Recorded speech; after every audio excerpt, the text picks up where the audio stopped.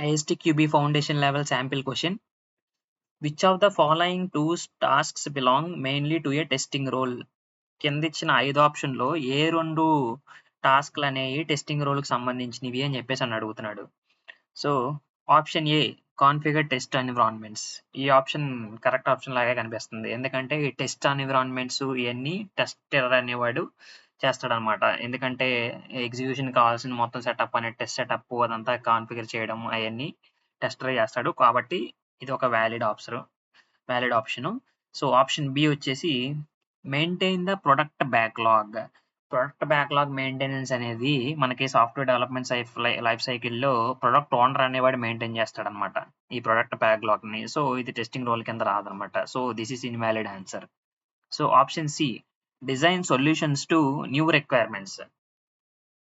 ఇదొచ్చేసి ఈ development team వాళ్ళు చేస్తారనమాట. కాబట్టి ఇది కూడా టెస్టింగ్ రోల్ కింద రాదనమాట. So, option D create the test plan. Test plan అనేది ఈ టెస్ట్ ప్లాన్ క్రియేషన్ అనేది మేనేజర్ రోల్ వాళ్ళు చేస్తారనమాట. కాబట్టి ఇది కూడా invalid answer. Option E analyze the test basis. Test basis అంటే ఏంటి? మనకి టెస్ట్ కండిషన్స్ నుంచి టెస్ట్ కేసెస్‌ని డిరైవ్ చేయడం అనమాట. అంటే టెస్ట్ కేస్‌ని రాయడం, టెస్ట్ టెక్నిక్స్ ఉపయోగించి. సో, ఇది టెస్టర్ కింద వస్తుందనమాట. టెస్టింగ్ రోల్ కింద వస్తదనమాట. సో, ఆప్షన్ ఈ కూడా మన correct answer. So, correct options are ఆ option E and option A configure test environments and analyze the test basis. ఈ 2 వచ్చేసి కరెక్ట్ ఆన్సర్స్.